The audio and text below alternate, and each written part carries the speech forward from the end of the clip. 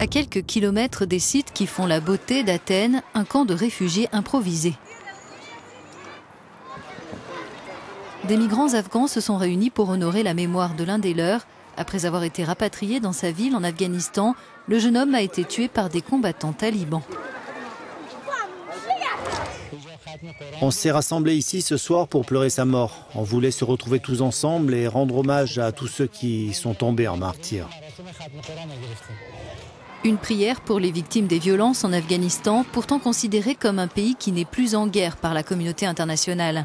Les Afghans figurent toujours parmi les 3 nationalités les plus fréquentes chez les demandeurs d'asile en Europe. Nous sommes à Ellinikon, un ancien aéroport international associé à un complexe sportif construit pour les Jeux Olympiques de 2004. Des lieux aujourd'hui occupés par plus de 4000 réfugiés afghans.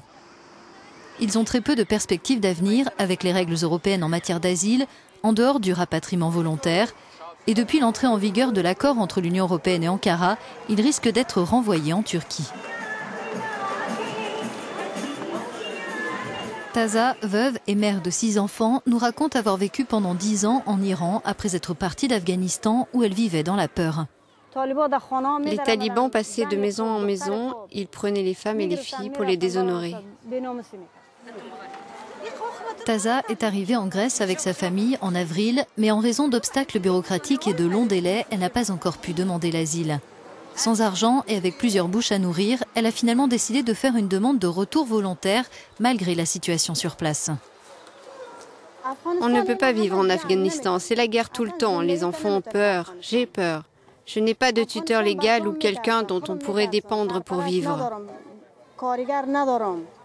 Mon fils a peur et il dit qu'il ne veut pas retourner là-bas, mais j'ai décidé de rentrer sans réelle conviction, et même si mon fils n'en a pas envie. Le fils aîné de Taza est persuadé que s'il rentre dans sa ville en Afghanistan, il serait la cible d'une vengeance et qu'on le tuerait. Sa mère veut le convaincre d'accepter ce rapatriement malgré le danger. Et qu'est-ce qui va se passer si on rentre en Afghanistan ?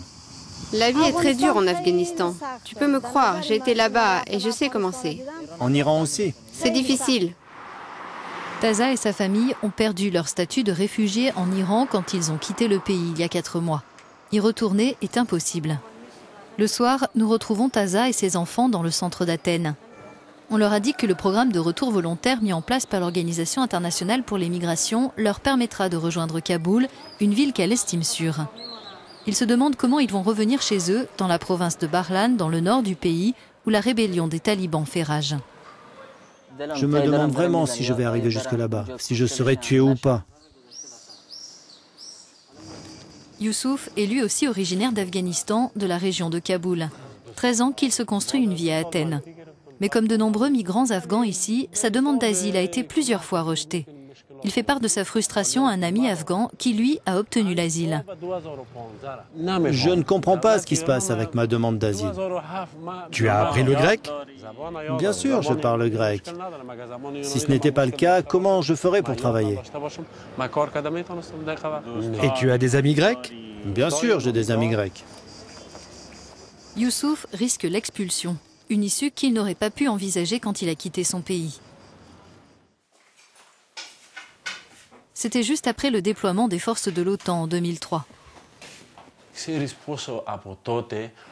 À cette époque, vous savez combien de personnes ont été tuées ? Je dirais qu'entre 70 et 71 000 personnes sont mortes pendant ces années-là. J'aimerais beaucoup avoir une famille parce que j'ai 42 ans. Les années défilent et je ne veux pas laisser passer cette opportunité. Mais d'abord, je veux avoir des papiers, être en situation régulière.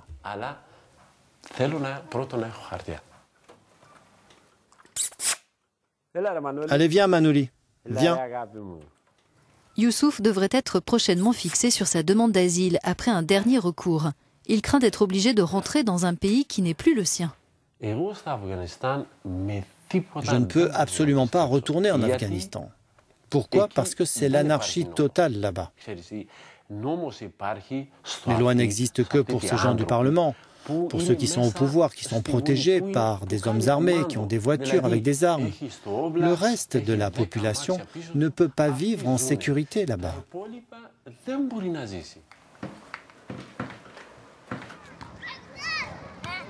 Ces réfugiés doivent-ils attendre une ouverture des frontières européennes? Une réponse positive la prochaine fois qu'ils demanderont l'asile?